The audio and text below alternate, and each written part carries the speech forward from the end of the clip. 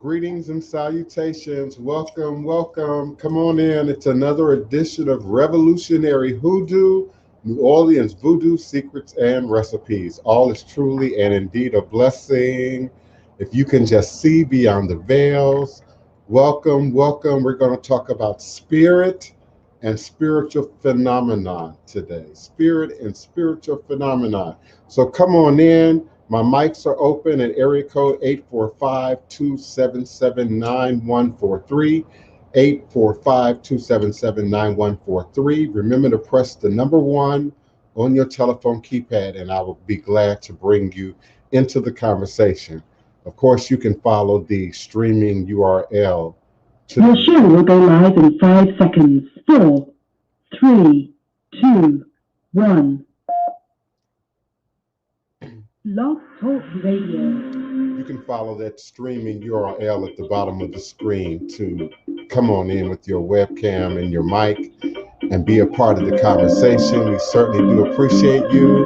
And the archive is always saved in Blog Talk Radio. It's always saved in YouTube. And I acknowledge you, I greet you, I welcome you, and I invite you to come on in to another edition of Revolutionary Hoodoo, New Orleans Voodoo Secrets and Recipes.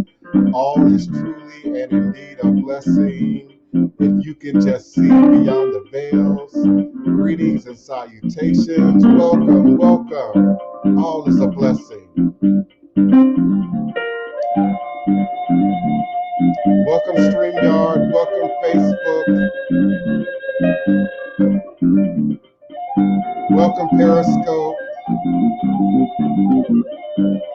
Greetings EarthCam page. Welcome, welcome to all of my international listeners. I'm indeed grateful for your support, your listenership, your participation.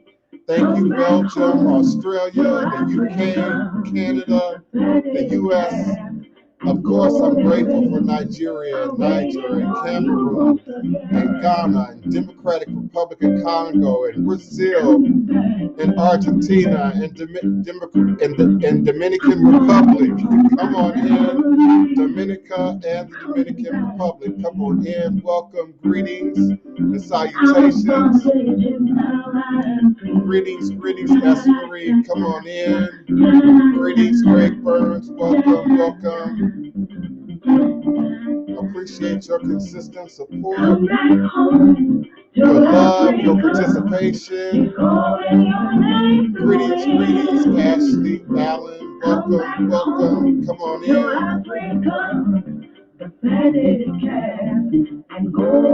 Blog Talk Radio 845-277-9143, 845-277-9143 is the phone number, but you could also join us here with your webcam.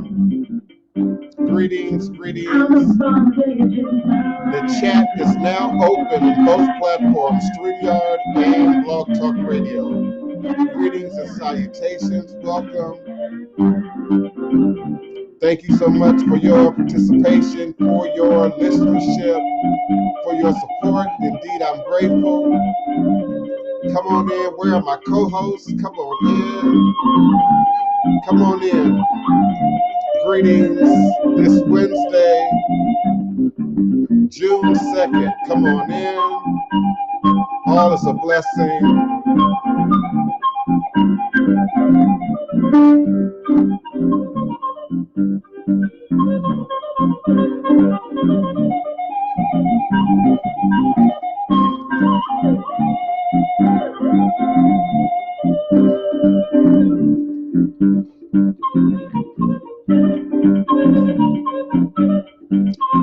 Welcome, Abuye, Abushishe, my beloved cousin, Oloye, welcome. Thank you for joining us.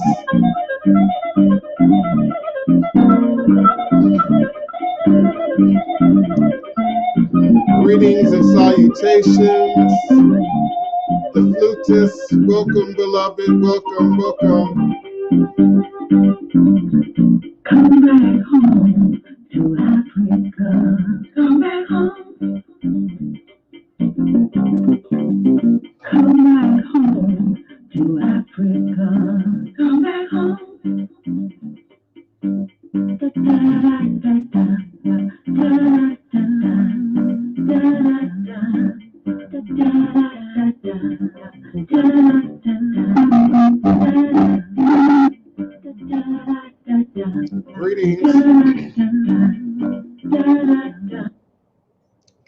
Eshu Elegwana Ko Siwere, Au Ulo Uto Ni Iwo, Ada Afambo Osi, Obatala Mi Ita Ni Ebo, Onilio Abane Shu. Eshu is the respected elder who flogs, confronts, and uncovers fools. That one versed in mysteries uses truth to own you. He causes scatter to feed poverty. Obatala shakes rascals to have sacrifice. The owner of warnings is the one who is Eshu. Aboru, Aboye, Aboshishe, Ashe. May our Ebo reach a room. May our Ebo be accepted. May our Ebo allow what we desire to come to pass. And so we say, Ashe. Divine, all blessed greetings and salutations. You are now sitting again live with the Divine Prince, Pan-African Spiritualist, Practitioner, Author, and Advisor, Elagun Oloye, Hoodoo, Obeah, Bokur, sharing with you in all things spiritual, mystical, metaphysical, cosmic, evolutionary, revolutionary, healing, and holistic from a Pan-African Hoodoo world spiritualist perspective, understanding that all is truly and indeed a blessing. If you can just see beyond the veils, for it is all just an illusion and a test in one of the greatest divine mysteries of this life cycle. This is indeed my constant prayer, my mantra, affirmation, my reverberation, reiteration, and it is my ever-living reality. All as a blessing is crucial to the very foundation of my inner standing, my being, my walk, my work, my demonstration along this divine, all blessed life path and journey. All as a blessing is indeed how I begin and end every endeavor, understanding that I and I alone create and co-create my divine destiny, and I alone create and co-create my divine, all blessed reality. And so it is. Ashe. And today we're going to talk about realities. We're going to talk about spirit. We're going to talk about the spirit realm. And we're going to explain some things that might need some investigation, that might need some answers. And so we invite the community to call in using our phone line at area code 845-277-9143, 845-277-9143. When you're ready with your question, comment, or request, please press the number 1 on your telephone keypad, and I'll be more than happy to bring you into the conversation. I'd also like to reintroduce to some and introduce to others my beloved blood cousin, Oloye, Ifawole, Oladeji, Efuntade, who has graciously agreed to be a consistent co-host with us here on the show. And so I want to allow him to come in and give his greetings and salutations, and then we'll open up our conversation for the day. What she said to everyone. I hope everyone is doing well. Hope everybody is having a blessed day today. I wanted to share with you just a little prayer from Oya today, as today is the day of Shango, Oya, Obaluaye. So, Spirit of the Winds died courageously with her husband. She puts matters into order suddenly. The wind of death, mother of 9, shatters the evil mound of earth. Strong wind demolishes the tree by the family door. Rumor in the clouds hurls down a stone axe. Courageous woman armed forever with a sword. Spirit of the winds, tornadoes, sets the leaves of the trees in motion. She kills suddenly. She enters suddenly. Ashe, Ashe, Ashe. So today we give honor to Oya. We give honor to Ka BSO, to Shango, and to Baba Oluaye for their blessings today, that all of us will see all good things in life, that our enemies will be destroyed, and that all Alafi and Ade will be upon each and every one of us today who are here at the sound of this voice and at this teaching today.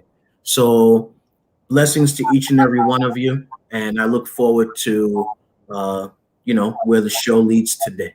So, alafia. Alafia, Bawani, certainly I'm humbled and honored by your continued support and love and presence and wisdom that you bring, to the show, to the platform. And I'm grateful. I'm eternally grateful. Of course, I've been looking at DNA more and more, and I'm going to share just a little bit of that as well today, along with the show topic, which I've chosen for today: spirit and spiritual phenomenon explained. Spirit and spiritual phenomenon, and indeed, those are two separate but interlocked things. So, in coming up with that show topic, I thought about so many different directions that this show could go on. We could approach it from a scientific, a quantum metaphysical perspective, in the understanding of string theory, and we exist in 11 dimensional spaces. And indeed, there is a dimensional space in which anything that we can imagine, that we can create, that we can recreate in our minds absolutely exist. And there are indeed interdimensional spaces that don't mirror our reality in any way possible. I thought also about its spiritual context, in which we can look at ATR and indigenous world cultures and traditions and how they have viewed the spirit realm.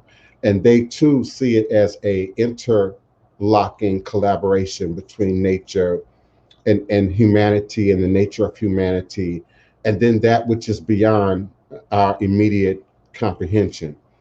I think about the tones and vibration of the universe, hertz and megawatts and vibrational, patterns, which allow some of us to transcend dimensional space a little bit easier than others. And sometimes it's conscious, and at other times it's spontaneous. It happens in our dream state. Sometimes it happens in our waking state.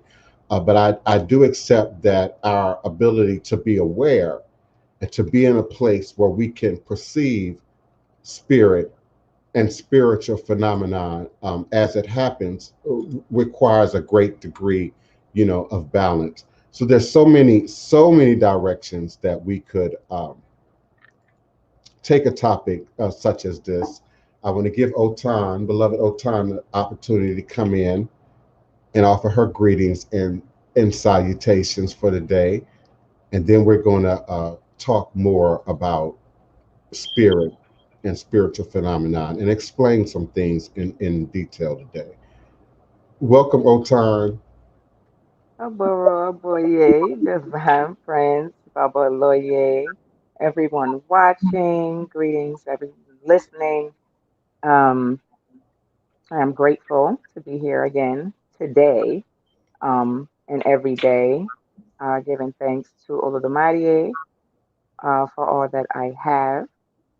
And I will say, I'm looking forward to this topic. This is going to be an opportunity, I think, for a lot of understanding, possible connections, maybe a few light bulb moments. I'm really, really feeling that this can be something that dives so deep.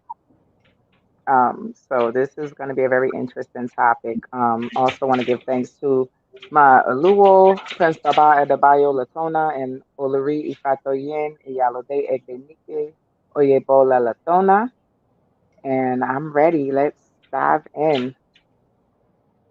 Now, some of y'all understand I'm a Labor Day Virgo, with that 66, 11, 33 double number thing going on. So I tend to over research. I tend to gather more information than often I even have time to bring to the platform, in any given show. I also like to give opportunity, for my co-hosts to speak and to share, and for you all who listen in every day on the Blog Talk Radio platform. Those of you who listen in on phone lines at 845-277-9143. And of course, for those who are actively participating and contributing to the conversation here in the ongoing chat from YouTube, Periscope, uh, um, StreamYard, EarthCam. And so I got a lot of administrative secretarial work that I be trying to do at the same time, you know, when the show is coming on. So people will come through and drop crazy things in the chat. You know that I see it and I'm moving on it. I know sometimes I tend to mute myself and forget, but I only forget for about a second. So, you know, y'all don't have to keep saying you're muted. I already know I'm muted in that second. So just give me a moment to unmute myself when I realize I've done that. And we'll just continue with the show. I gathered so much information with this topic that, again, we could look at it from a quantum metaphysical perspective. We could look at it from the perspective of not just African-based traditions, but indigenous world traditions and their view, their understanding, even their interaction with other dimensional spaces. When we look at our indigenous American ancestors, you know, they describe the dream state often, and they describe it as something that could be consciously accessed or obtained, but there is again a degree of spontaneity in some cases to the dream state or the vision or our awareness that we're actually crossing in and out of intra-dimensional space.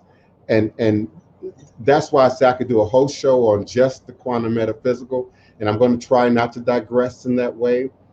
We can talk about string theory and 11 dimensions, you know, briefly, but I might cover that, you know, again in another show. But from a ATR perspective, traditional African-based religious systems, though a majority of West Africans have now adopted Abrahamic religions such as Islam or Christianity, there are still pockets of people who adhere to their indigenous spirituality, and particularly that as it relates to the ancestors. Now, even among those who've embraced imported religions, vestiges of their traditional belief systems remain manifestly visible in the masked dances, in the festivals and celebrations that continue to animate the cultures of West Africa. And, you know, I take pride in saying New Orleans, you know, in particular, has an intimate relationship with the masked dances and the festivals and celebrations that continue to celebrate the Fan and the Ewe and the Akan and the Ga and the Yoruba and the Hausa and many other West African traditions that provided a footprint, you know, on our city, our culture, and our tradition. I also take pride in saying that a great deal of what we say is American had its roots in Louisiana, Mississippi Delta culture, tradition, food, music, musical use of instruments, cultural nuances, wording, languages, and even some of our food crops that have become staples have their origins in Louisiana and the Africans that worked the soil and at the same time worked the marketplace and worked culture here in the Mississippi Delta region. West African religions have traditionally permeated every aspect of the practitioners' daily lives. Even mundane activities such as farming, trading, smithing, or even simply the act of speaking were imbued with spiritual significance and earthly consequences, both good and bad. So integrated with spirituality to every gesture of life that many West African converts to the new religions could never totally relinquish the elements of their traditional faith and were accused throughout history of idolatry or practicing bastardized forms of Islam or Christianity. And I often say, and I love to say, that there would be no church in America today. Christianity would not have survived in the quote unquote new world, you know, that is now known as America without Black spirituality, without African culture and tradition, without the rhythm, the beat, the harmony, the smell, the food, the feeling, the energy associated with our cultures and indeed our traditions. And when we look at sort of the map of religion and spirituality, really across the world, but particularly here in America, we see that consistent footprint. If you know what to look for, if you know what to listen for, if you know what to smell for, if you can feel, I like to say, feel from your bosom, sisters, feel from your heart, my brothers, you can feel just for a moment, if not cross just for a moment, into intra-dimensional space. That's scientific, but we could say into the spirit realm. So we know that just a rhythm, just a memory, sometimes being still and being quiet, you know, how we rock a child to sleep. There's a harmony in a vibrational pattern that we fall into that feels familiar, that feels comfortable, and allows us the space to be still enough to experience spiritual dimensional transition. Now, when we think about spirit, now there are dimensions of spirits that exist in the spirit realm.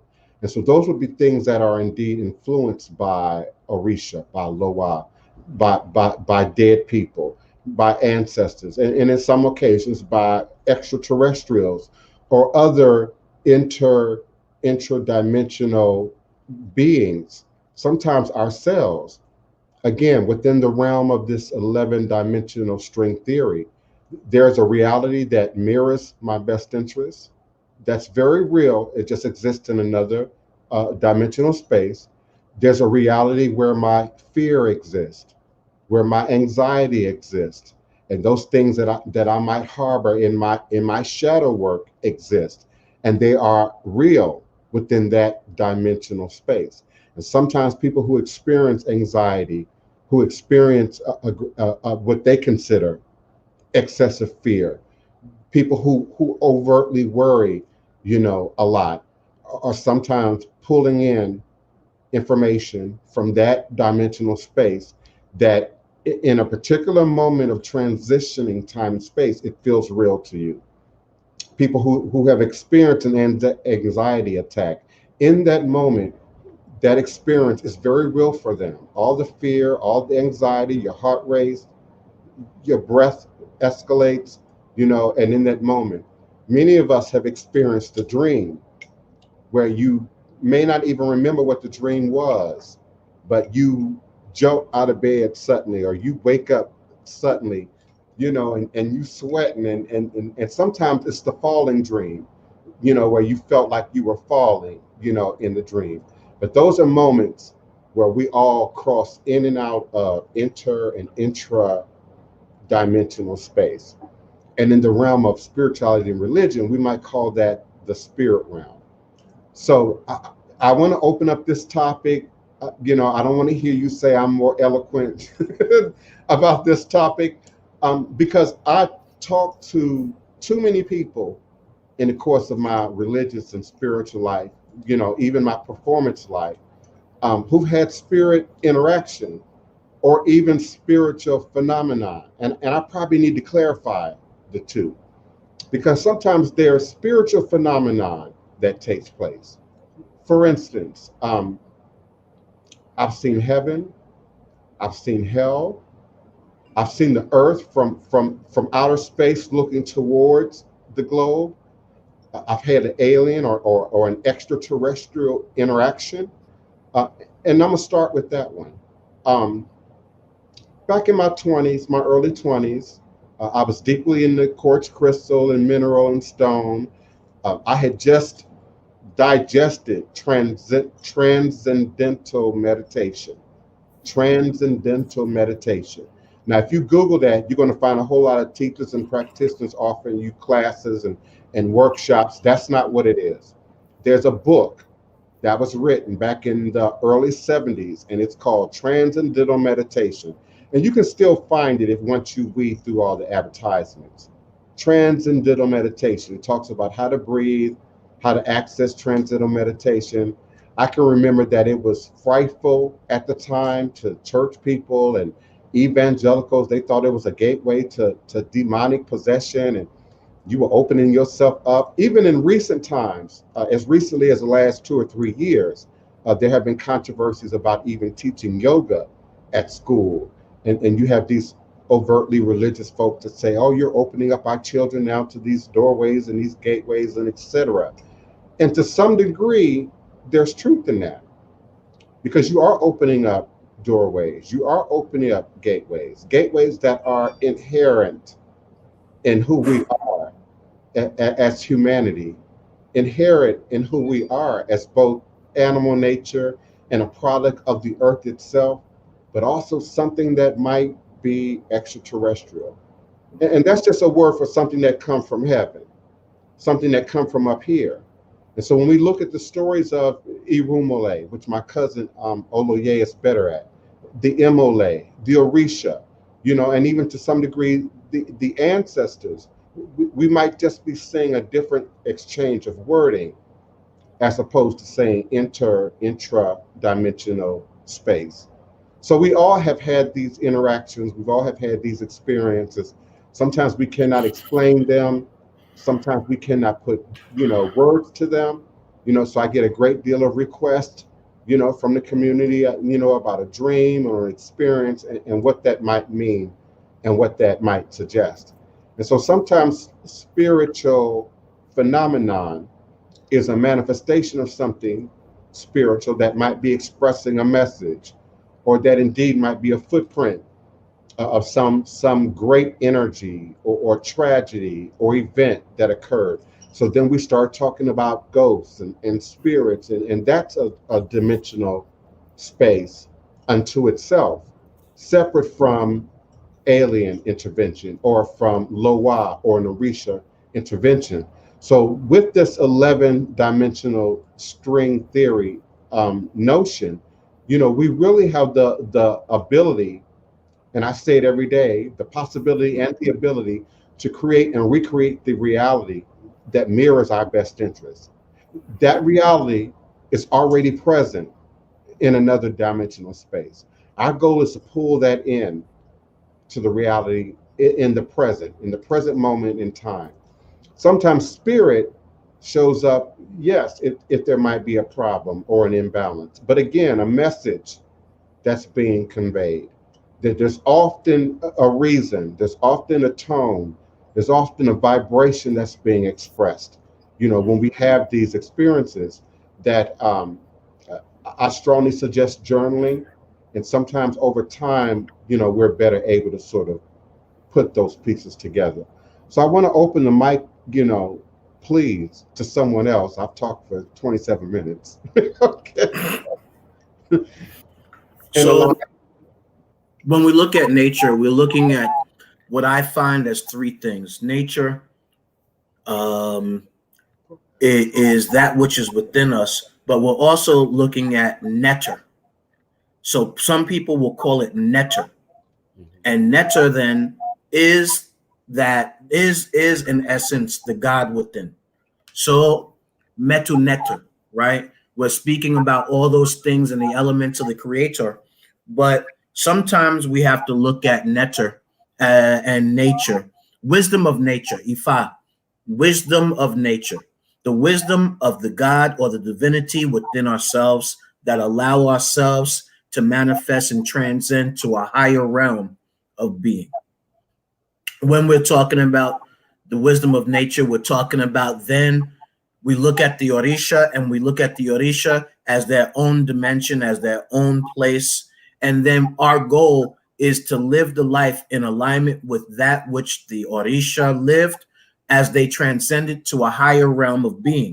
So when we have then Orisha to be manifested within us, when we're walking in alignment with this Orisha, we initiate to this Orisha, then we are now trying to elevate that divine consciousness of that Orisha and the manifestations thereof to walk with us, so that we now elevate our consciousness into another level, into another realm.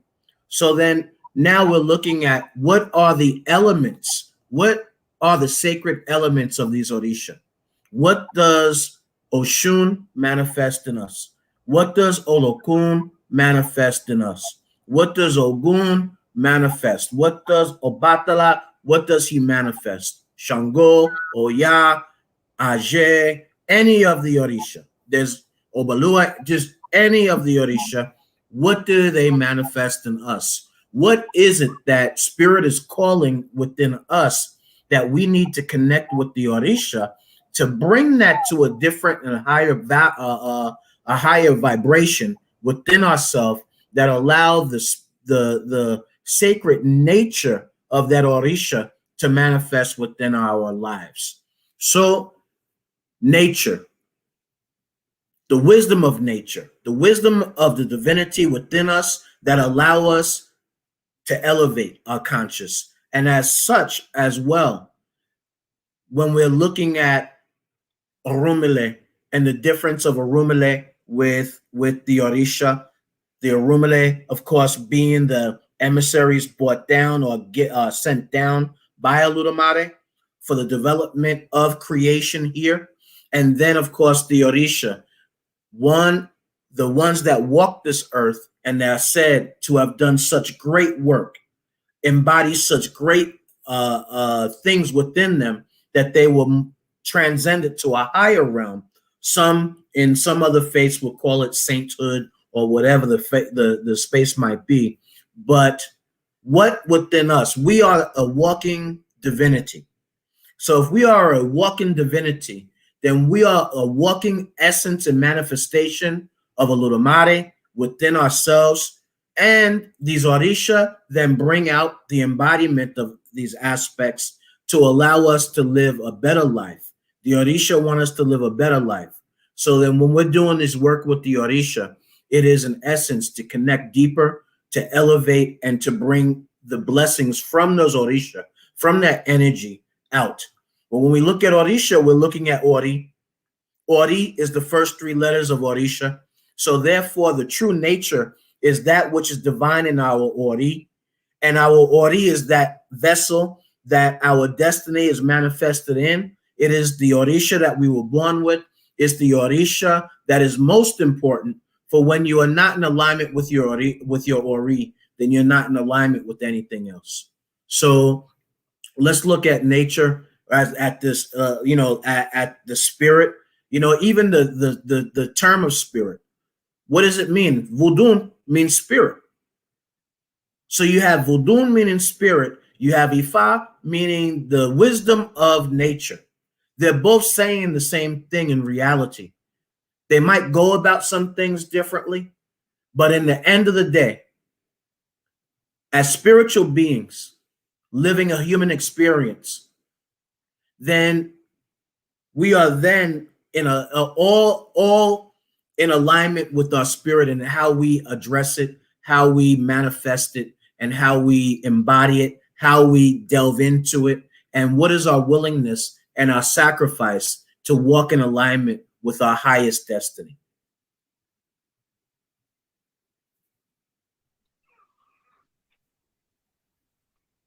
Baba. Before I go to the phone lines, Otun, did you want to share? This moment, you can go to the phone lines, cousin. I'm absorbing that. Excellent, excellent. And greetings, everyone in the chat, one and all who've come. If I haven't acknowledged you directly, please forgive me. But welcome. We certainly appreciate you. Our phone lines are open at area code 845-277-9143. Do press the number 1 on your telephone keypad, and I will open your mic. Area code 334. I'm opening your mic. Who's calling, and where are you calling from? I'm calling from Alabama. And what's your name, beloved? I was calling to see if y'all was offering readings today. No, we don't do readings live on air. You can connect, reach out to any one of us by way of email.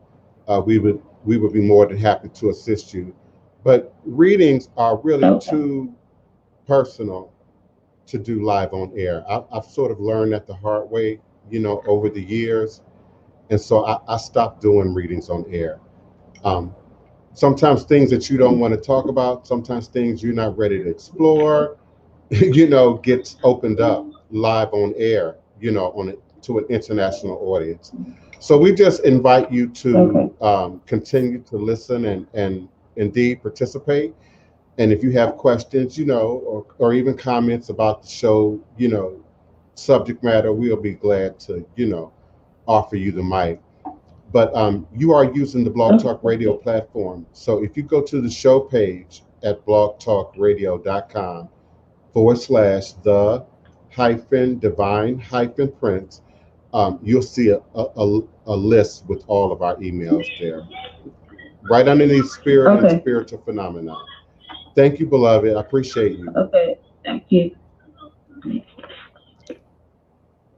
Yes, please forgive me. I've tried that before, and it can be problematic live on air. I know that's a bit of an entertainment factor for some people today, but I can't do it. Also understanding the dynamics of divination in Voodoo and in Ifa, Lukomi, Santeria. It's just too long and in-depth of a process to try to do it live on air and run a show and respond to my chat, and navigate between boards. So I just don't do that anymore. But I'm grateful for your listenership and your participation. I also want to talk about, if you will, the manifestation of spirit and spiritual phenomenon, even through objects. The traditional belief systems, spirituality, and faith of West African people has been described in more or less disparaging terms over the course of history. Broad terms that fail to reflect the complexity and depths of these beliefs. Paganism, animism, ancestral worship, idolatry, fetishism, heathenism, etc. Only by giving a belief system a proper name can a comprehensive, complex theology and cosmology emerge, along with a more nuanced and thorough comprehension. Religions are generally named after their founders, their gurus, their legendary figures who taught the core ideology. There would be no Christianity without the Jesus Christ, no Mohammedanism or Islam without Muhammad, no Buddhism without Buddha. And although the traditional religions in West Africa have individuals and supernatural beings who contributed to the richness of their respective belief systems, each lack any identifiable founding figure. What they do each embrace is a main god, the God of gods, known by various appellations and names, which would hypothetically be used as a name for each religion as a whole. The Yoruba religion could conceivably be called Olodumare-ism, after their supreme god, Olodumare. Similarly, Ewe religion could be named Maoism. The Igbo or the Igbo religion, Chukwu-ism, and the Mandi religion, Ngewo-ism. Yet, despite the various names different ethnic groups give to their individual pantheons of gods, and regardless of the widely divergent myths that accompany them, one region to another in West Africa, there are underlying, strikingly unifying core similarities between all of the traditional ATR-based religious systems and beliefs. A unique belief in a supreme being, distant, omniscient, omnipotent, creator of the world. Secondly, an intermediate divinities or spirits who bridge the gap between God and man, Abasan, Olosi, Orisha, Voodoo's, spirit, as we say in Louisiana. Thirdly, ancestral spirits who watch over their descendants. And I often teach that our ancestors are indeed our first line of defense. Our ancestors, they exist in our blood. And then fourthly, magic or other spiritual forces that influence the lives of humans. And that's where it gets tricky, where we start seeing concerns about witchcraft and if somebody's working roots on me, or someone is blocking or preventing my ability, to find love, or to maintain my work environment, or to maintain my income. That is indeed where fetishes, dolls, ritual items, implements, recipes, spell work, come into the conversation as it relates to how we acknowledge spirit and the spirit realm. So I want to talk a little bit more about that as well with the little time we have remaining. So remarkably alike in their fundamental structure and essence, could these traditional ATR regional belief systems be grouped, after all, under the all-inclusive term West African religions? We say ATR, traditional African-based religions. This question sparked debate when the singular term was first proposed, along with the inevitable follow-up question, should religion be plural? First question, should we group them inclusively under West African religion? Should we group them inclusively under ATR? And again, the second question, should religion be plural? Perhaps it is appropriate that both Olodumariist and Chukwuist be unified under the singular overarching name West African religion, just as both Catholics and Mormons, despite the divergences, are placed together within the brackets of Christianity, and both Sunnis and Shias within the same system of Islam. There's even a valid argument to be made for moving beyond the term ATR or West African religion to a singular, broader term like African religion or Africanism, as proposed by a writer by the name of Lugira, Lugira. And since the above unifying core elements are present in traditional religions throughout the continent, is it indeed to our benefit to continue to use generalizing terminology to sort of explain these, what I call ethnic cultural traditions? And are we losing something by not acknowledging the Ewe, the Yoruba, the Igbo, when we say ATR? I think it's a great question, but I think overall saying ATR encompasses, just like you say karate. Karate encompasses a main word, but inside of that main word holds the houses to any and all systems and methods of karate. But most people just know karate, kung fu, jujitsu, whatever, as the main words. So I think in each one, like Yoruba, Igbo, you're talking about two different cultures within Yoruba that their whole embodiment of spirituality is different.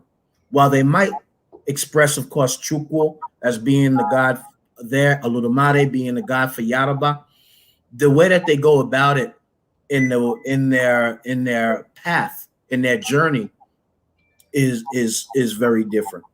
So I don't know if you can really bring those together, because in Nigeria, I forgot how many ethnic groups there are, but there are plenty of different ethnic groups that look at things and life very, very differently. 200. Very, very 200? 200. 200. So each of those cultures may have some similarities, but of course they're going to have significant differences as well, even up to the language. You can have this over here and they're speaking Igbo, and then over there they're speaking Yoruba and not be able to really understand each other. And then down there, the Hausa, and down there it's another language. So I say that we can fit things as a group under ATR because the birthplace, the stemming place is Africa.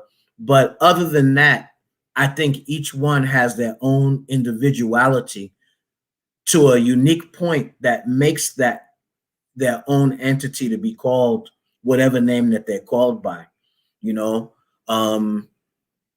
I just, it's hard to lump them because sometimes you don't want to really,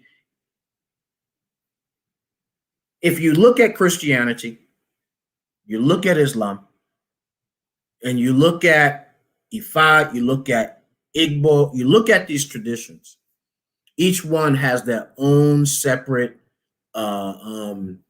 identity, their own uniqueness that brings them very much apart.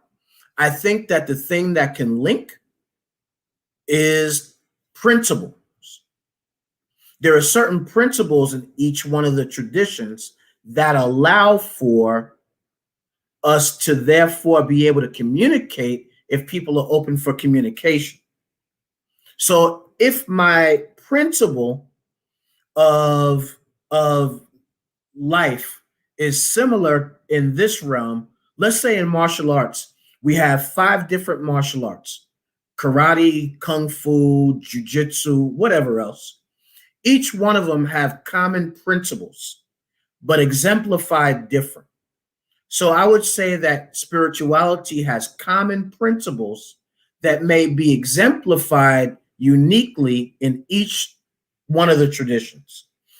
Then that will allow that their names and how they go about the embodiment of that would bring about the different name or the different perspective.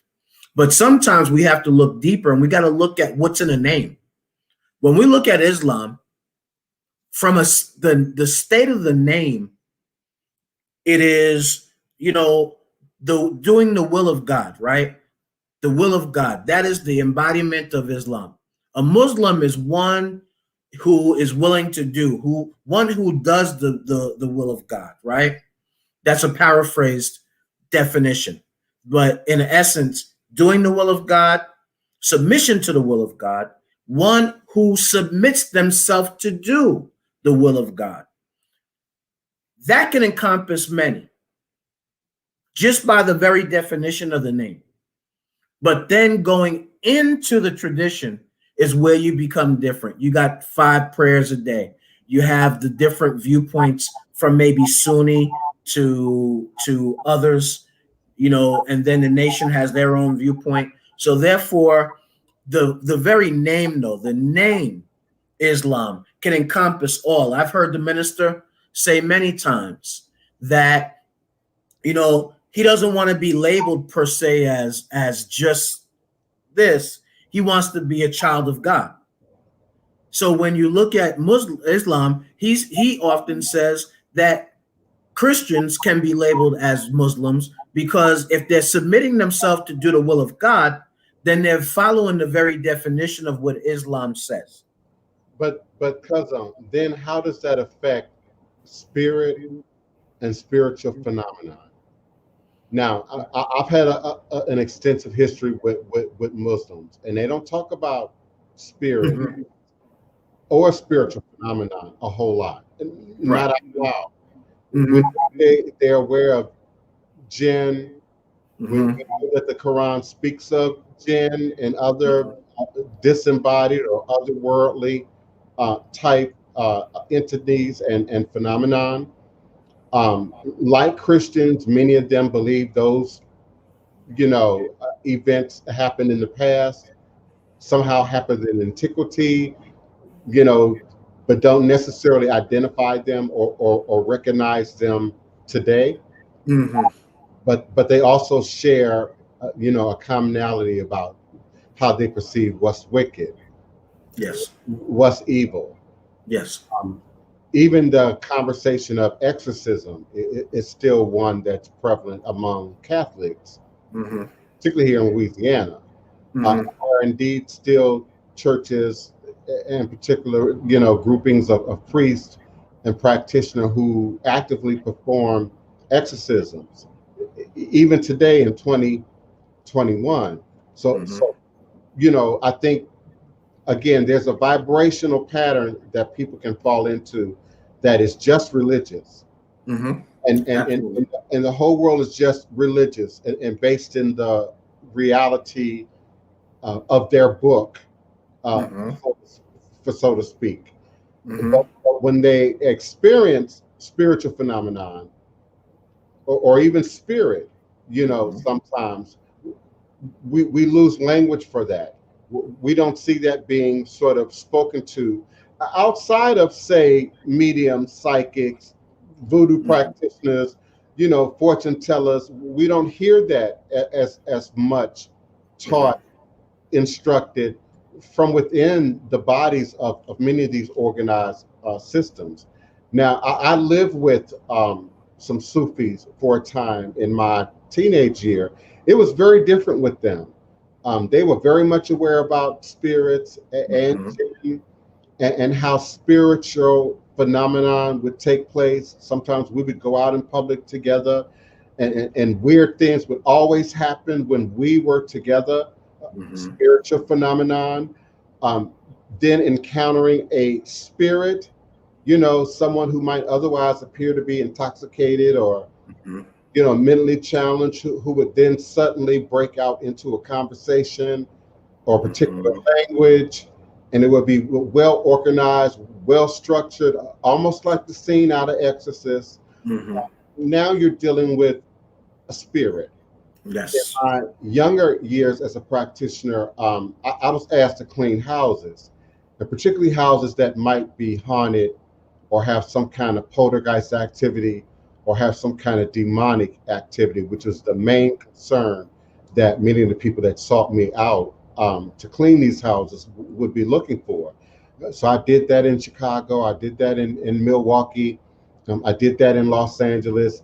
And I indeed encounter, and still encounter today, not just spiritual activity, but also spirit and spirits of many denominations, from what you might categorize as a demon or a jinn, to the disembodied human, to the extraterrestrial footprint, which often shows up as phenomenon, things opening and closing, things moving around is sometimes, misinterpreted as ghost activity. And sometimes it's a contact with extraterrestrial activity and transcending dimensional space, time portals, going back and forth into future. And I know I'm not the only one who've had these experiences. I've consciously had these experiences. I've read and studied up and meditated on and really investigated particular areas of spiritual phenomenon, looking for evidence, looking for, an awareness of something beyond just ourselves. And I think sometimes in the pop culture, we often attribute, bad luck, the bad event, the bad entity, at least the phone calls and the emails I'm getting, to something supernatural, if not to something spirit oriented directly. And I know there's a residue of Islam, Christianity, Catholicism, that sort of keeps certain aspects of that way of thinking alive. But I find that it's not compatible with true understanding of Ori. I find that it's not compatible with, an authentic Lave Tet, a series of ceremonies, because Lave Tet is a series of ceremonies. Once you are God, once you are the goddess, then we begin to see these experiences from a very different perspective. For me, they didn't decrease or go away, they actually increased. But my awareness of what I was seeing, what I'm experiencing, what I'm looking at, evolved and matured over time. So I understood over time that everything wasn't a demon or a jinn. And just because it wasn't those things doesn't mean that some spiritual phenomenon indeed is taking place. Our ancestors like to push forward spiritual phenomenon. And sometimes it's in dreams, sometimes it's in memory, time, what I call time traveling, going back and forth in your memory into the past, deeper into the past, then trying to understand, empathize, with those of the past, whether it be your grandparents, your great grandparents. Right now, Tulsa, is on the tips of many people's tongues. So not only looking at Tulsa, but looking at the Black enclaves, all over America that were under attack. Those were the lynching years, if you all don't understand. Those were the lynching years. So many of us don't want to think about it. Just sit and think about it. What they might have felt. Where were they children? Where were they elderly at the time when maybe their house was burning down or they had to flee? That invokes feelings. That invokes emotion. And indeed, yes, it will even invoke shadow work. But sometimes it'll create spiritual phenomenon. And by doing so, your ancestors will begin to want to speak back and want to confirm some of your beliefs, will indeed show up in your dreams, show up in your waking state. Listen, I've had coffee on my ancestral shrine crystallize, just like rock candy, completely crystallized. No mold, no mildew. I'm serious, Otun. Completely crystallized, like rock crystal. I've had liquor do the same thing, completely crystallized. Now, sometimes it'll evaporate. Sometimes it'll get bubbles, but I've had it crystallized on the shrine. I've put produce on the shrine that went bad the next day, but I've also put produce on the shrine that lasted for weeks. I must answer the door. Talk about. All right. Got you. I would say that one thing about with spiritual phenomena and things happening, it first also must be that person's, because everyone reacts to things differently. So it's going to have to first be a person being willing to accept and actually acknowledge what's going on before anything else can happen. Because if they're getting messages or they have things happening and their ancestors are trying to reach out and they're dodging it, they're not acknowledging it, that in itself can also be a catalyst of causing more things to happen. It's because your attention is someone is seeking your attention, and things are going to continue to happen until that acknowledgement is there, so that the work can actually begin, so it can be known what it is that is desired, what work needs to be done, and at what point it needs to begin. So that is something that also must be taken into account, because without acknowledgement of what it is and what's going on first, there can be no willingness to seek it out and have understanding of what's going on or gain understanding of what's happening in that moment. So we always must be aware that, there are things that may be happening, or as Divine said, showing up in your dreams, and that will absolutely happen. And we have to be willing to have that acknowledgement, to accept what is happening, to acknowledge it, so that we can move forward and gain what we need to gain from that contact that's coming. I think part of it is also sensitivity as well, right? You have to be sensitive in feeling the energetic differences sometimes that manifest with the spiritual things, whether it's something small like when we go and we do prayers and all of a sudden there's a weather change and we notice it continuously.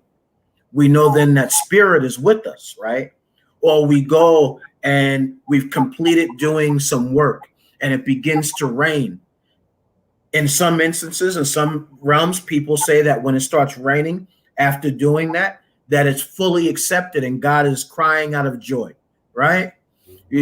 So there's so many things to be sent that we have to not just recognize, but we have to be sensitive as well to the energetic differences that happen around us. It could be even showing up in people, energetically showing up in people. When this and this happen, all of a sudden you see this person begin to act. Maybe they're happier, maybe they're sad, maybe they're crying, or it drew something out of that person. Well, so the sense of, well, you know, they also used to say if it was raining when the sun was out, the devil was beating his wife. Now, what might that the root of that saying, particularly among our people? Because I've never heard anybody white say that. It's always been our people, you know, who passed that down. I wonder what the root of that saying, you know, was, where that came from. I don't know. I've really not heard that one. That's a more of a down south one than it was up in New York. Oh, okay. Yeah, I didn't hear that one in New York. Okay, the deep south. I know New Yorkers from Harlem. They're from the down south. Yeah. Yoel was also speaking in the chat about you know, Loa and Orisha, you know, showing up in your dreams. Yes. For me first, and maybe it's just a Virgo thing that I do. I don't know, but I have to qualify when people approach me with, you know, well, it was a Orisha, it was a Loa, and when I say qualify, people whose only knowledge of Orisha and Loa come out of a book or what they see, you know, on the internet, as opposed to someone who's been through ceremony, initiation, had their head crowned, you know, had their head consecrated to a particular, you know, Loa and Orisha. Their intimate relationship with that deity is going to create very specific signs within the dynamic of a dream, as opposed to someone who, you know, assumes, you know, a particular deity represents a particular thing, and then they see that in their dream. Now, it doesn't mean that the dream is not relevant, but I have to qualify first the person's relationship to the sign. And then secondly, you know, any deity could be coming through to whomever it will, to speak a warning, to offer a gift, to impart, you know, a message. And so again, I say journal, journal, journal. Please keep a journal, because sometimes it takes more than one dream, more than one vision, more than one experience that you have now documented, where we get clarity about what something really means. I also believe in the value of that, you know, we can call it a grimoire if you want to. That magical book of that is your journal is often your first proof that spirit showed something to you, said something to you, and now you got it written down, you know, in ink or typed down, you know, on a document, and now you have some kind of validation, personal validation about our connection to spirit and spiritual phenomenon. I think God speaks in spiritual phenomenon. And so sometimes God will send us signs indeed. You know, we ask God to speak to us. We ask God to communicate with us. We ask God to you know, lead us, those of us who believe in God. But again, our own belief system can prevent our ability from seeing certain aspects of that demonstration. And some of y'all would be fearful, to be quite honest. You know, if an angel showed up, you know, wings and all, you know, some of you would go into a panic. You know, if Allah or Muhammad manifests, you know, fourth or fifth dimensionally, you know, in front of some of y'all would pass out, you know. And I think our inner fortitude also has a great deal, you know, our inner fortitude, our ability to dream, our ability to imagine. Some of you have lost that. Some of you have been broken down to where you don't imagine anymore. You have no imagination anymore. You can't find your creativity anymore. Some of you would have me to believe you can't find your happiness anymore. And I suggest that's an illusion. Someone has taken your telescope and moved it out of focus. Life has defocused your telescope. And so the prayer and the meditation and the chanting and listening to music and creating sacred space not only brings about a degree of centering, but then opens up your consciousness. Cousin, do you know I got a request recently in the last week? Someone wants to have their gifts removed. Now I haven't responded because I don't know how. And beloved, if you listen to me right now, I don't know how to respond to that. They claimed they had a gift of tongues, they want it removed. They claimed they had baptism, they want that removed. And my question is just, I'm stuck on why. Yeah. I'm stuck on why. You know, and I've had people tell me, well, I know a gift runs in my family. You know, my grandma read or my mama read, but I don't want that. You know, I don't want that. You know, can you stop it? Can you take it away? You know, my mother used to say as a child, and maybe she got it from her mother, if you don't use it, you lose it. You know, I've been playing the piano by ear since 2 or 3 years old. You know, but if I don't use it, you know, sometimes I sound a little rusty when I get back on the piano. I miss a few keys, you know, and I gotta, it's almost like being an athlete. Yes. I'm sure my cousin would say, you know, if you just decide one day you're just gonna not follow your diet, you're gonna stop going to the gym, you know, you're gonna stop, you know, coming to practice, you know, your body is going to change. And so our spirit body does the same thing. And so some of us were never given the tools to interact with spirit, especially in the religious houses, because they don't teach that in the mosque. They don't teach that in the church. They don't teach that in the synagogues, in the quote unquote religious houses. How to deal with and interact with spirit and spirits with an S on it, and then spiritual phenomena that might be showing up, you know, in our lives. But you know, part of it is I think part of that is to know the difference between spirit and religion. I think that there is a very big misnomer, especially in those that I find with church, that think that religion and spirituality is the same, and they lump them together a lot. And from my perspective, spirituality and religion are two extremely different entities. That when I look at spirituality, it is that God-made entity within you. You are that. You are a spirit a walking spirit. But when you talk about religion, you're talking about the fact of a man-made entity and a man-made perspective on what God has said and done and everything like that. So I think that some of what we talk about is the people mixing of what religion and spirituality means and is inside of them. What do you think about that? I absolutely agree. It's a segue into the question about Yemaya and drowning. You know, if I don't, and Jennifer doesn't suggest, which I'm glad. I like the way you wrote it. She doesn't suggest whether it's a dream or a vision. She's just asking, can anyone speak on Yemaya and drowning?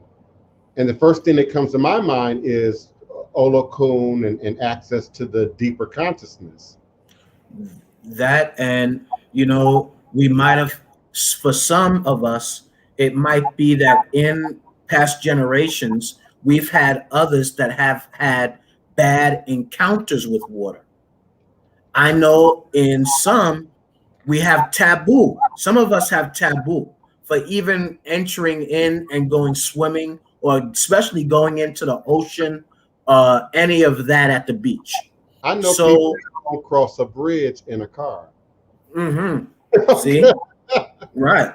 So a lot of that is that, and some of it is divinely natured within us, that we are, or when we're born, we automatically have that energy. When we see the water, I don't want to deal with that. So Yemoya is the top, what they say is the top of the water. They say that Olokun, of course, is the deep side of the water. So when we're dealing with the thing of water, we're dealing with the possibility that we've had people or ancestors in our DNA line that, one, could have had bad experience. Two, could have been people that thrown themselves off the boat, were thrown off the boat, whatever the case, or died on the boat and then were thrown off thereafter, passing through Yamoya down all the way to Olokun, who preserves before she releases up to Olorun.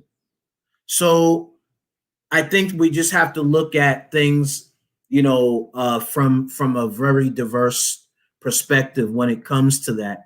Because even when you're dealing with Yemoya, you're dealing with Oshun, and you're dealing with Olokun, you might, even if you're initiated to those Orisha, you might have taboo to be eating seafood, because that's part of their divine nature, is the seafood. That's what they eat on. That's what they, so according to your connection with that energy, or with that Orisha, it then dictates certain things that might be taboo, or might have been through our generations in the past.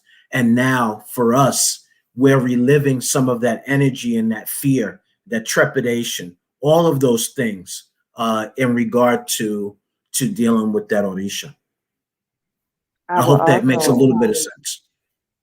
I want to add also to what Baba Oloye was saying is, in addition to that, a lot of the times when any one of us may have a dream per se about something that we perceive as bad, like the falling or the drowning or something, and the first thing and usually in a person's mind would be thoughts of their peril, and it doesn't always mean death in the physical, just because it's perceived that way, because in the human mind we're like, oh yeah, it's over.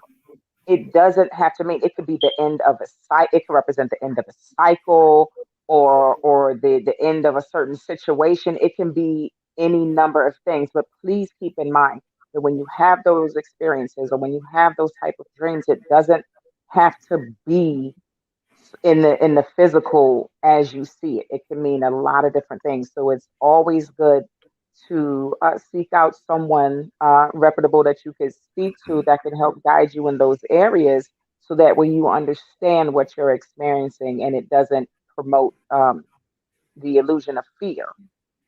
Mm-hmm. So that is something to also keep in mind. So these things are happening for you, not to you, and just know that it's good to speak to someone about that, because it doesn't always have to mean exactly as you see it. It could be a deeper meaning than what's being presented to you. Another good aspect of what Otun just said is also, what is what does that Orisha kind of represent? What does Yemoya represent? It represents, in one, nurturing. It represents protection, right? She represents motherhood.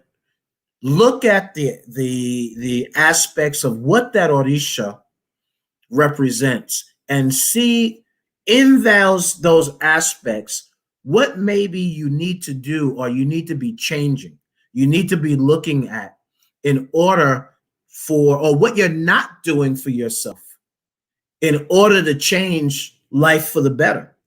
So it might be certain things that you are not doing, that Orisha is telling you and giving you the message, this needs to end, and I need you to start doing these things in order for your health, in order for wealth, in order for children, in order for land, whatever the case might be that you might be praying for or thinking about either consciously or subconsciously, look at what the Orisha represents, and then, go into those things and see how that also enters and manifests in your life. So that is one way also to look at the dream. What does it represent by the realm of that Orisha? Yes. And often these spiritual experiences come to show us something, teach us something, the spiritual phenomenon, to reinforce something.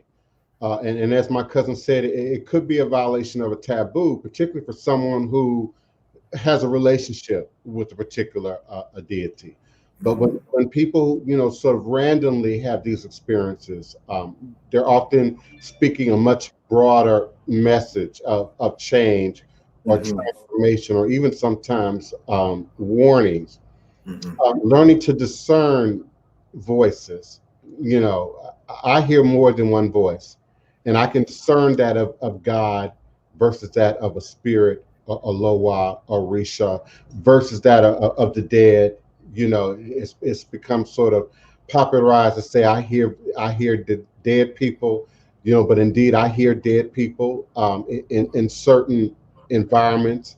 It can be consciously brought about, but then there are the spontaneous moments, walking through the cemetery, walking through the French Quarter, and hearing audible voices, often over time periods, decades earlier. I think it was Craig that also talked about having some kind of premonitions or ideas of even future events. Yeah, I've had an experience where I was taken into the future, several hundred years in the future. I was reborn in what we now consider Africa. America does not exist.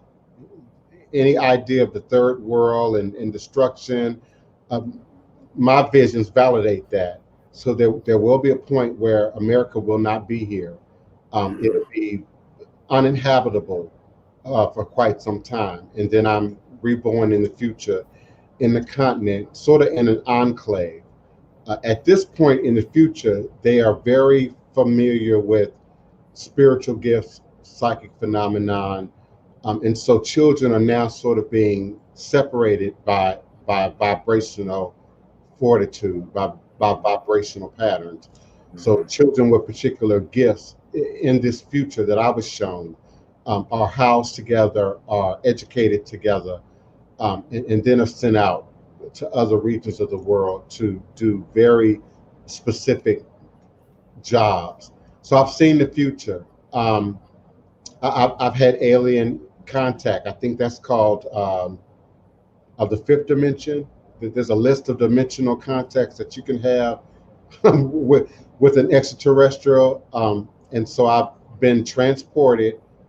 When I became conscious, I was on a ship, a extraterrestrial ship, in a conference room like setting with the oval, almost egg-like shaped table. And I'm at one end, and in the chairs around me, once I came into full consciousness, were indeed something otherworldly, something other than human. And in that moment, I was so jarred by it. I had that experience where you fall back in your body. I was like expelled, like immediately. But there was something about me that they feared. And I suspect that it's something that we all possess, as a people on some level, that they found dangerous or threatening. And in my show of emotion, it could have been just as frightful experience for them as it was for me. And being able to determine, is it a dream? Is it a vision? Is it a premonition? Is it a memory? Comes with a great deal of practice and repeat, and keeping a journal, keeping a detailed account, because none of us are computers, save for those geniuses that might be listening among us. None of us are computers and can sort of remember and process all these events and synchronicities and signs and sort of put them together in one. Greetings, beloved Arisha, in one moment in time space. So when we look at religions, writing has either been revered or reviled. Keeping track of, keeping books of. We know that there are times when Islamists burn books, burn libraries, but we also know other time periods, in culture where books and keeping a record were revered. The Kemetic people, ancient Egyptians, did a real good job of record keeping and documentation. I don't think anyone can truly say that they have any navigational skills, in the spirit realm without documenting, recording, keeping track of, taking note of patterns. Some of you are really good at keeping note of astronomical patterns and astrology and what's moving around in the sky, but also keep track of what's happening on Earth, and how things are manifesting and responding to. Often the spiritual phenomenon and even the spirit is coming for our own good, particularly in my environment of all it's a blessing. It's never to harm me or create some kind of negative response with me. And even when that is projected at me, I have the skills and the tools to sort of transmute even that energy into something that works in my favor. So I don't, it's been decades since I've had anything more frightful to me than that encounter with extraterrestrials. I never had an encounter with a demon, a jinn, a ghost that gave me the same level of fear. And I might be unique. Um, I don't know. I might be unique. Even as a child, we found imagination frightful. We used to like to watch horror movies and scary stuff, particularly stuff that we know that my mother didn't particularly care for, because my mama don't like horror movies. My mother's mother didn't like horror movies. But she would, as mamas will do, depending on the level of horror, you might decide to sit down with your kids and monitor, what they're watching. And occasionally we get a movie that was a little bit much. I can remember a time when, every light in the house was off. We're in the basement of the house. We had like a den or family room in the basement, watching this horror movie, and then doors start opening, closing, in the house. And it happened on more than one occasion. It happened once with my mom. It happened another time with my older sister Teresa was visiting us, and we are able, with our mind and our imagination. We tend to discredit imagination. I see imagination as a divine gift, a divine skill, a divine tool. And your imagination indeed is your gateway to the spirit realm, your ability to see and perceive something beyond, your reality. So even in the watching of the horror movie, we can work ourselves up, to a particular fear level, and just the broom falling over in the kitchen, and okay, everybody jumps, they think something's in the house. But I think that we do open up doorways by doing these things. We do open up portals, and some are better at it than others, consciously, and some are spontaneously more fine-tuned to it than others. You don't necessarily want it to happen, but it keeps happening. It keeps following you. Another synchronicity or pattern, many of the most, well, not many, but a great deal of major tragic events have gone on across the country that mirrored my movements. And many of you know, when I was young, I didn't stay anywhere very long. So 6 months, a year, I might be in another state, I might be in another city, but somehow I'm in LA with the Rodney King, happening. Somehow I'm in DC, with Muhammad, an adopted son, where shooting and targeting people. I'm in New Orleans, when Hurricane Katrina comes, and so it's easy to, depending on your perception, see these things as a negative. And indeed, there's a relative truth about the negative energy attached, to these events. But I've also come to see the gift, the power, the way energy moves, and has moved in my life and in my experience, in association to what others might say, oh, wow, that's a tragic, event. Oh, your story, it's just so profoundly, tragic.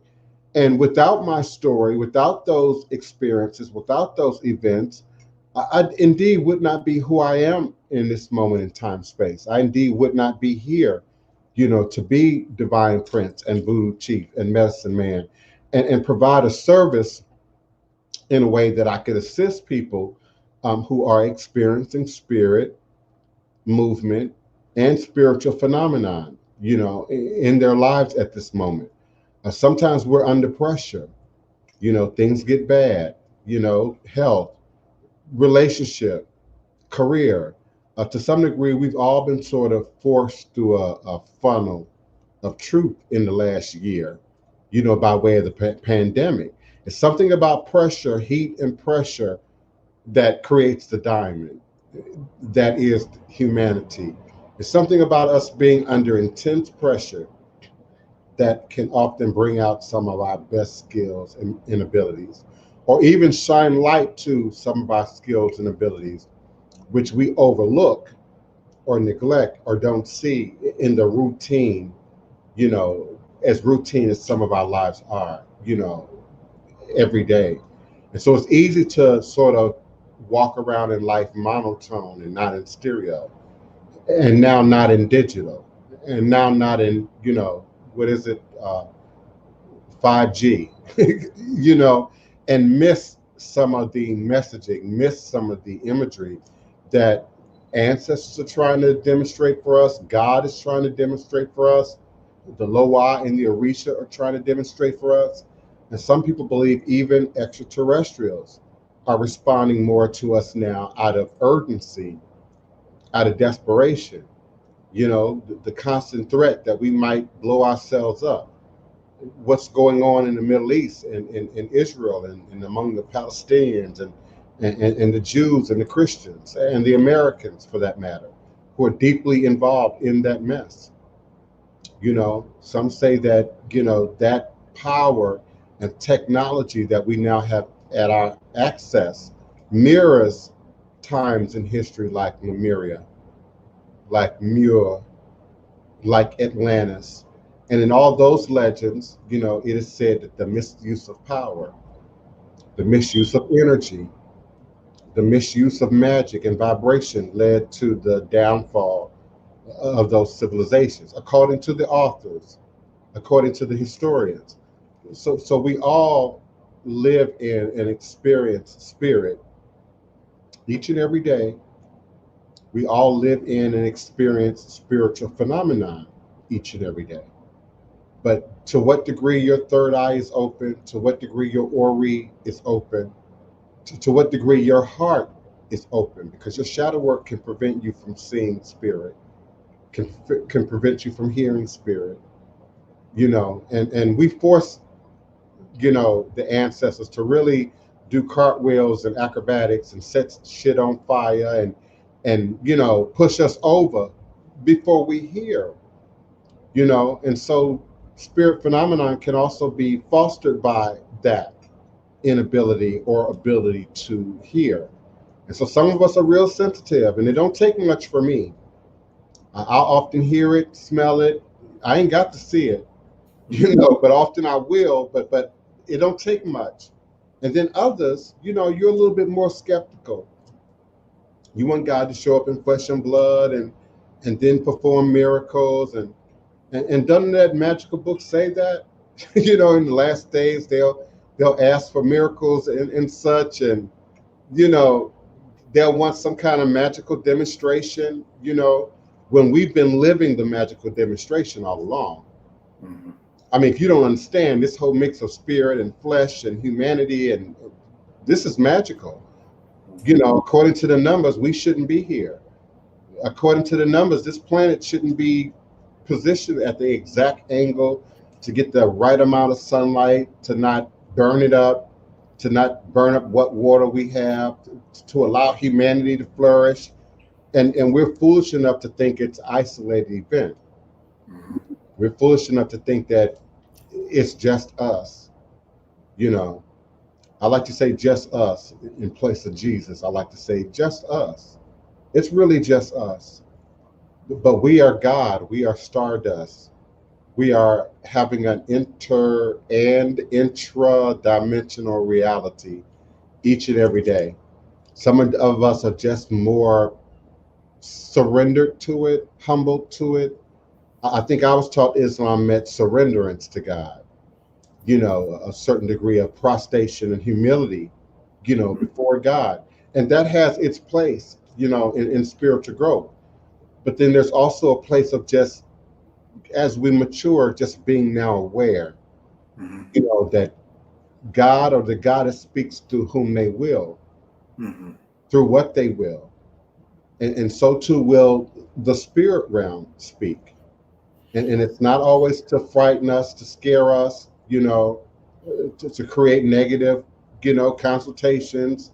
You know, many of the sort of tricky language that we like to use around Legba and Eshu, you You know, not, know, one of the things to consider also, there's a lot of the traditions that look at African spirituality with disdain because of their perspective of uh, what we have as Orisha, what we might have as Loa, and looking at it as idolatry and all of that, not realizing that even within their own traditions, they still utilize some of the same things in the same way. Even when they going through ritual. So we look at some of their perspective of what they feel about us. I look at it like every whatever Sunday, first Sunday, third Sunday, whatever it is, when they go through the ritual of the sacrificial thing, you know, and they're drinking of the blood and they're the huh? fifth Sunday. Fifth, okay, the fifth Sunday. Fifth Sunday, yeah, fifth Sunday of the month.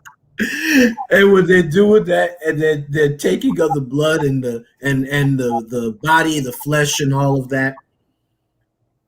What greater way to share Ebo? That's Ebo.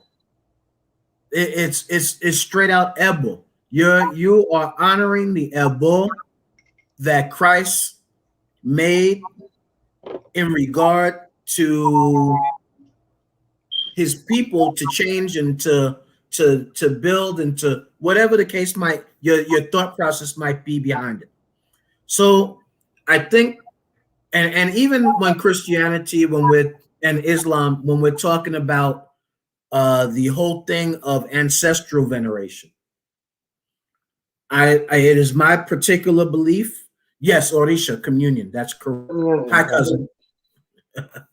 And so when we're talking about their speaking of those names in Bible, prophets, and all of that, they don't take under the perspective that they're speaking and following ancestral veneration. They're honoring and celebrating the contributions that those people did while walking the face of the earth. When they are going to altar, just that word alone, when they hear altar for traditional African spirituality, if they feel that there should be no altar, yet they go to the altar for prayers. So just in the utilization of their own vernacular, it says, it shows that in essence, they are doing much of the same. Look at how our ancestors changed church. Look at how our ancestors changed the music. They were going from a more European, I want to say symphonic type of music, to the embodiment of the growth and development of the gospel music from the spirituals, right? So from the spirituals into the gospel music, from the gospel music then that took with W.C. Handy and Thomas Dorsey, and then growing into James Cleveland, from James Cleveland into Andre Crouch and the Hawkins family, up into Winans. The Winans and the short brother that everybody knows, Kirk Franklin, right? Mm-hmm. Right. So all of the different growth of genres within our community. So I just say that we have to really, really be mindful that when people are looking at what we do in African traditional spirituality as evil, that they have to look at their own mirror. They have to look at their own mirror to see that they are following in much of the same suit.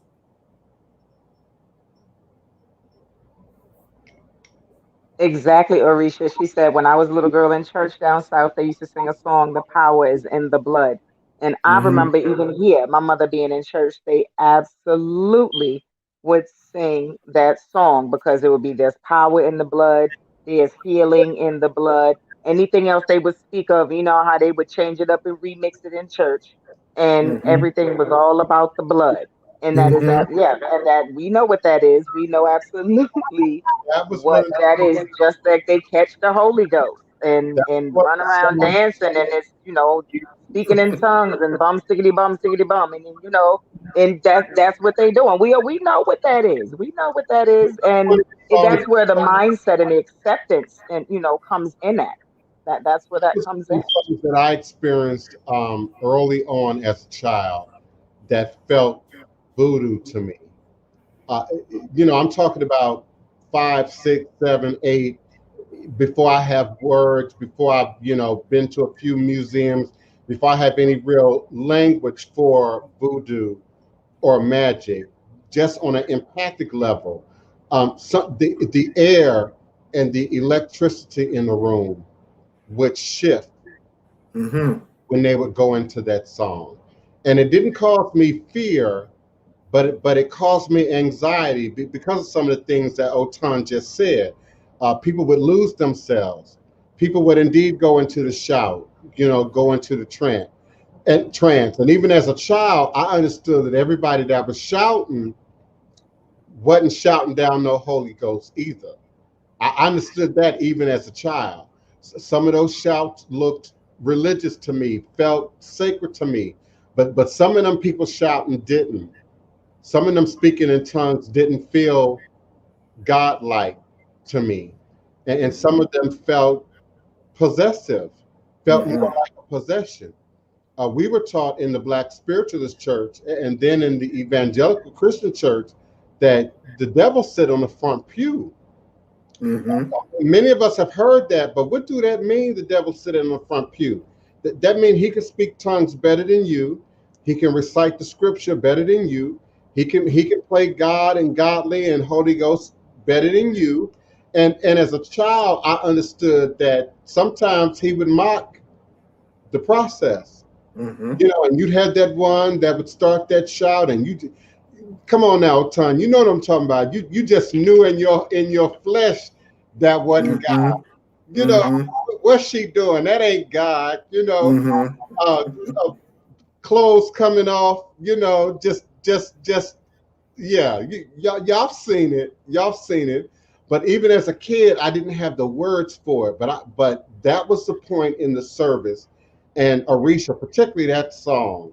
And they often sung that song preceding or after the communion. I'm going to call it what it is. After this cannibalistic ceremony. You had to go there. Yeah, after this cannibalistic ceremony, thing, about this blood. fire in the blood, and everything was in the blood, you know. And in the evangelical, apostolic, Pentecostal doctrines, the blood was everything. I mean, Yes, when you in battle, you pled the blood. That's what they call it, pleading the blood. You plead the blood of Jesus. That's it. I would have visions, you know, when they would do that. I would see bloodiness, and I would see Jesus bleeding, and you know, it really, as an empath and a child that was gifted at such a young age, it took me out of my body, literally, when they would go into, you know, sort of those ceremonies, and I would not participate. I would pull back, and I'm going to admit something I probably never said before. I think being a minister of music afforded me an opportunity to pull back and not be in the midst of it, because I'm on the piano, I'm on the organ, you know, I'm beating the tambourine, I'm keeping the rhythm, I'm maintaining the music, and we do the same thing in voodoo. And even if you watch a voodoo ceremony, you've been to a voodoo ceremony, sometimes the drummers are somewhat disconnected from the dancers and the performers. That's correct. They're maintaining rhythm. Each drummer might have a different rhythm, a different pattern that they first have to focus on, and then you get in that and you sort of lose yourself, and a part of your mind goes. And you know, I'm the bell person.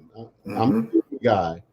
So I like the bells, you know, the various West African, Togo, Benin, the bell. I'm the bell guy. And the bell is often the lead in a voodoo ceremony, particularly for the drummers. The bell has to keep the rhythm. The bell has to be sharp on the point. So my whole body gets into that, you know, like an athlete, you know, and I'm maintaining a rhythm, and my breathing gets even and balanced, you know, and slows a little bit. And then my mind goes. And sometimes it's, you know, out here in the crowd and with the dancers and even with the drummers. But then other times I'm up above. Sometimes I'm over the trees in Congo Square, where in my mind the Iyami and Oso exist. And sometimes there are other flying things, you know, in that space. Someone asked me in another forum just now about fear of spirit and spiritual phenomenon, and then mental health.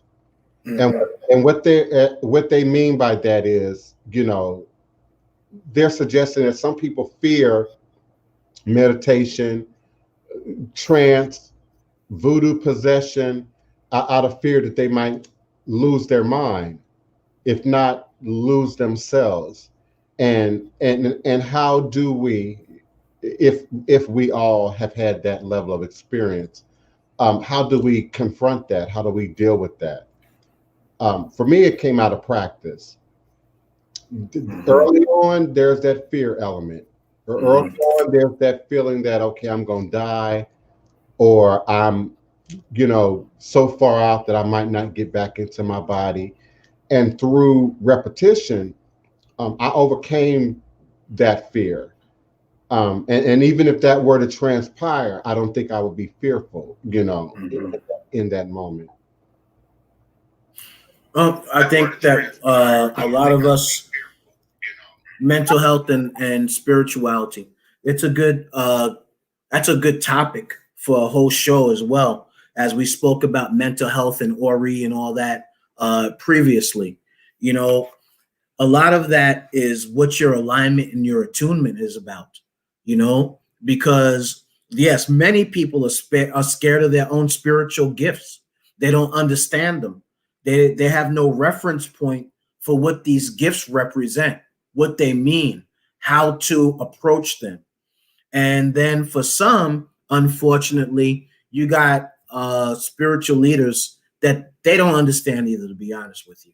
They put on a show like they do, but they don't really have an understanding of how to guide a person into manifesting and growing and evolving in their spiritual gifts.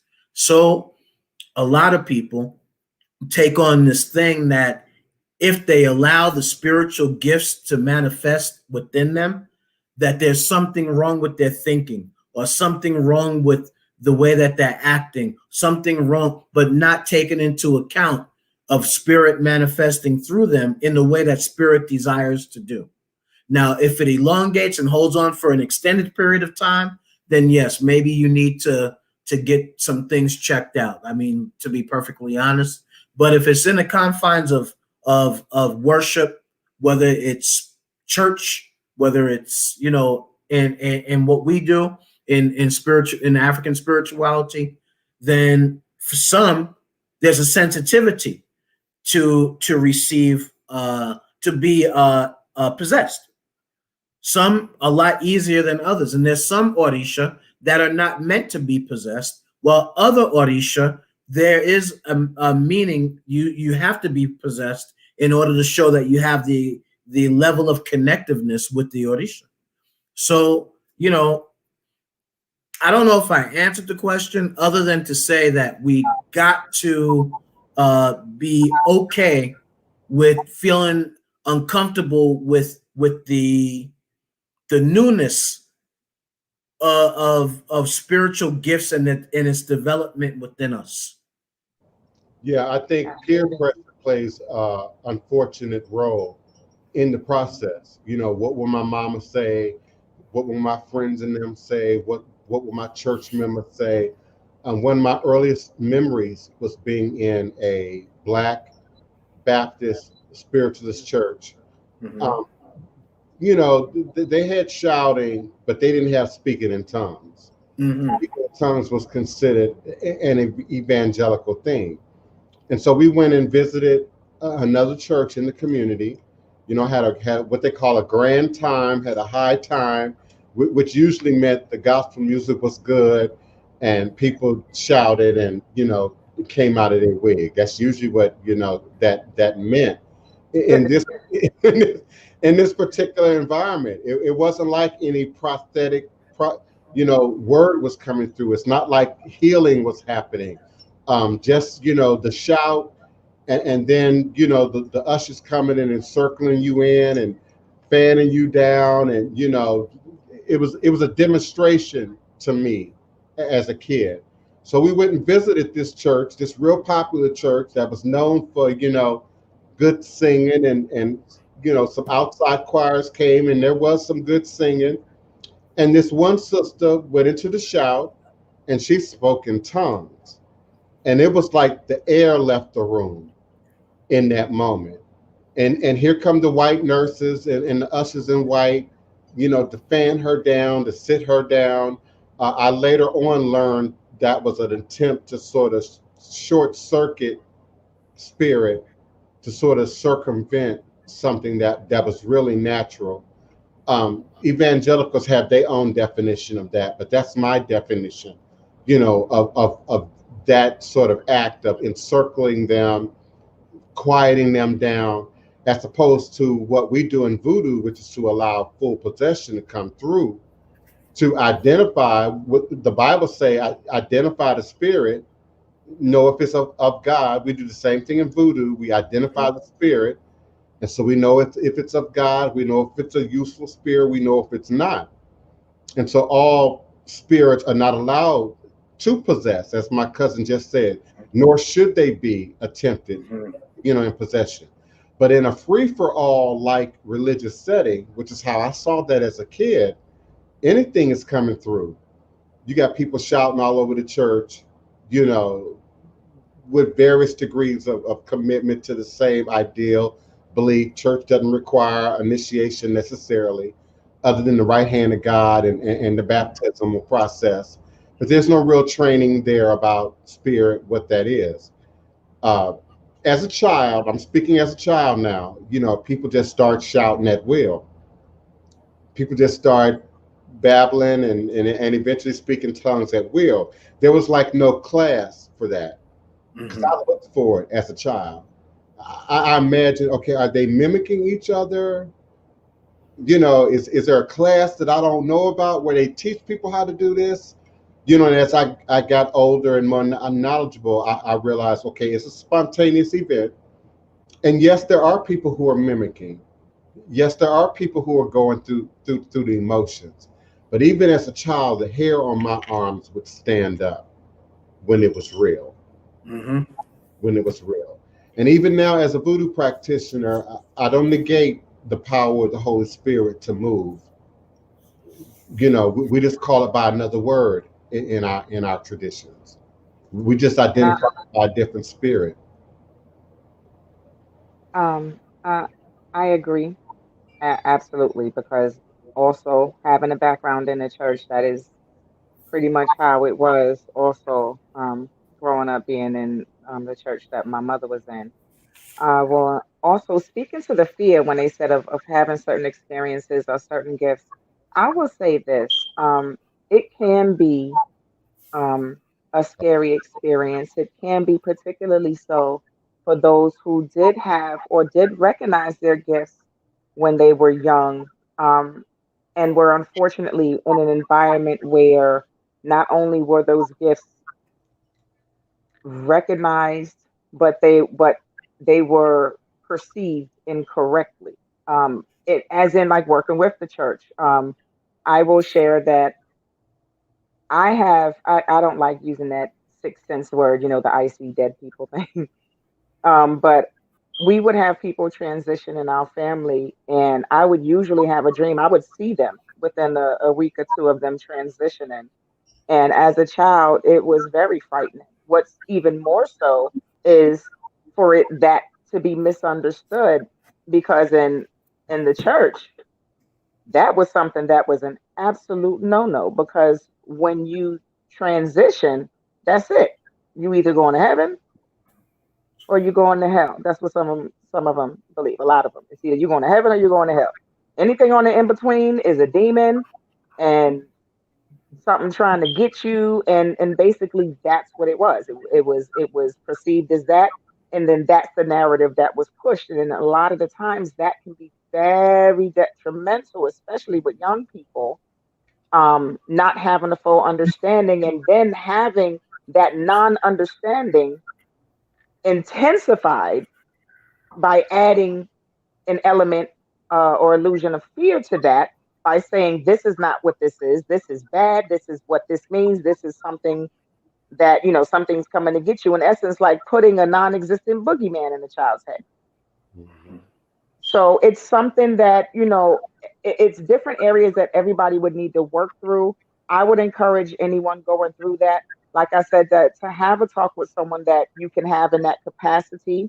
And if you need to see someone, as was said, absolutely. A lot of the things that people go through that we may see or we may hear about with people in their mental health is actually coming because of spiritual things happening, and they're not understanding, and they're not having the strength and the presence of mind or that connection with that ori to make sense of it, or to make light or gain that understanding, so that they can function within those messages and within the capacity in which their gifts are showing up.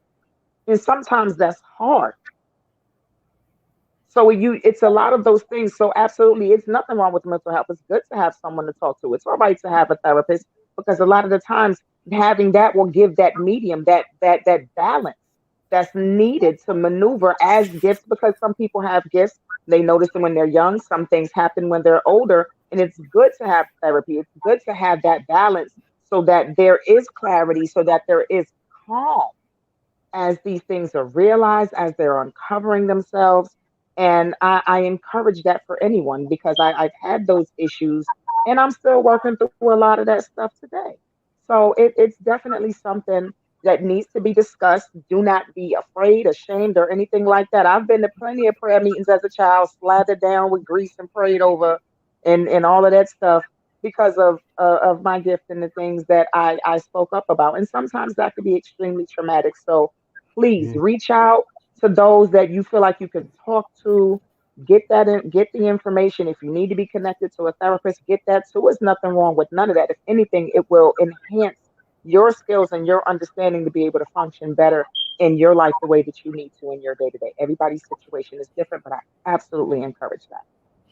Some can't afford to do the therapist, but we also have life coaching or spiritual coaching. And so Otun, in her humbleness, sometimes forgets to share now that she has her own life coaching, spiritual coaching ministry. So, you know, for those that might be interested, all three of us have our ministry. And so feel free to reach out. Otun now has her Anchored in Grace life coaching ministry, armored in grace, her life coaching, spiritual coaching, and business coaching ministry. So reach out to any of us, you know, for any type of assistance on that. Besides, you know, DivinePrince and myself, of course, we also do the Ifa readings and the Voodoo readings and stuff like that. So you take advantage of all that you can. You know, we have listeners from all around the world, and we're available. So I agree, and by all means, journal. I can't say that enough. Journal. Write down your experiences. Write down your visions. Write down the spiritual phenomenon that takes place, you know, in your reality. It'll make it so much easier for not just yourself to understand it, but any practitioner that you might reach out to, you know, to have something already well documented, you know, well structured that we can look at and help you to sort of discern and decipher, you know, what's happening, what's being presented, why something is taking place. Cousin, I couldn't get it any bigger okay, no problem. than But what. for those that are interested, that might want to be a part, I'm doing a guided meditation in the energy of the Orisha coming up on Friday morning. And if you guys want to have more information, you can give me a text or a call. The email I put in the yes, just pulled up. Feel free to email me or to text me, and I'll give you the information. It's an early morning Friday event. We're gonna do it on Zoom, so you know you'll have an opportunity to be a part of that if you so desire. And then if we have enough interest, it might be something that I continue on through our temple for those who find that that the guided meditation to assist them and to help them and to find peace. And you know, as well, our temple will be growing with different things coming up as well. So you know, we invite you to be a part of the guided meditation. It's a little bit different in that we're doing it through an Ifa view and in an Ifa perspective. But I'm looking forward to it and blessing those who will be there to take part. Thank you for the time to share. Absolutely, no problem. And I know we sometimes pushing Otun out there, almost like a show mama pushing her little girl out on the stage. Sing pretty now, baby. Smile while you know, yeah. But that's how it works, honey, and it's in the blood. It's in the family line, you know. So just get with the program. We're all here to do work, ultimately. All is a blessing. Yes. And sometimes we, you know, personalize our journey. You know, I'm on my journey. I'm working through my stuff. And we forget the value of working with others, you know, even in our own healing. It's a therapeutic process for me every time I do a divination. You know, I'm connecting on a personal level. And you would want that from a practitioner. I'm connecting on a personal level, an emotional level, an empathic level, an empathetic level, you know, to every request, you know, that comes across the board. And they're not for entertainment. You know, 99.9% of the people, you know, who come to me come for really serious concerns. You know, oh, and that reminds me, you know, I want to acknowledge my prison ministry. I don't acknowledge you all enough, for obvious reasons. I don't want to reveal anything about anybody, tell where anyone is. Our imprisoned brothers and sisters sometimes got to go through some maneuvering to have, contact with the outside world. But I'm grateful for you, and I'm here for you. And the families, who are fighting through, with sons and daughters who are incarcerated, caught up in the system, fearing large amounts of time, away from their families, and their children. We don't acknowledge them enough. And so when we're protesting and Black Lives Matter and commemorating Tulsa, we're also commemorating those family members, those community members, who are caught in the system. In some cases, it can be another form of death. You're absent, out of sight, out of mind sometimes, and it's easy for them to feel isolated, and sort of entrapped in that reality. So I just want to acknowledge you. I'm grateful for you. I'm grateful for the mothers, the fathers that reach out to me. Know that you have my eternal support, and that you're not in this battle, alone. And yes, let's commemorate Tulsa and the events of Tulsa, the massacre, the terrorist attack that took place in Tulsa and subsequent communities, by further educating ourselves, and not just about this, because it's in the front of the media today, but those Black enclaves all over America, Rosewood, Kirkwood, many of those cities had wood in the name for some reason, but acknowledge those towns, those communities, that didn't survive, or just left descended to rebuild and become who we all are today. We must be activists and not just magicians and soothsayers and practitioners. We must be activists. And some of you are activists in nutrition. Some of you are activists in health and wellness. Some of you are activists in legalities, in administrative documents, and how to organize your business. Those people exist in our community.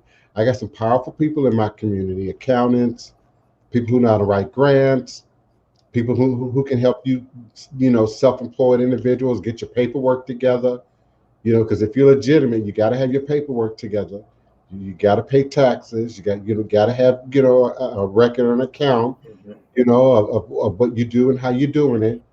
It's real easy in vending to kind of just take cash and stuff it in your pocket, and not necessarily keeping documents of your inventory. But we're in a new day now, and many of us are now self-employed and operating from our computers and from our homes and from our sacred spaces. So let's do the work. Let's reach out to those in our community that can help us to improve on the work. And I'm going to bid you all adieu. We're almost 15 past the hour. I'm grateful, always grateful for you all showing up, especially for my cousins for showing up, because sometimes I don't even know what I'm going to talk about to the last minute, and they still find a way into the conversation, and I'm humbled by that. I try to get it as early as I can, but sometimes it's a struggle, and I'll be begging spirit, what am I supposed to be talking about today, and sometimes it comes after midnight. So forgive me for that. But I'm grateful, and I look forward to connecting with you all again here at high noon, U.S. Central Standard Time, for more revolutionary Hoodoo, New Orleans Voodoo secrets and recipes. All is truly and indeed a blessing. Odabu. Odabu.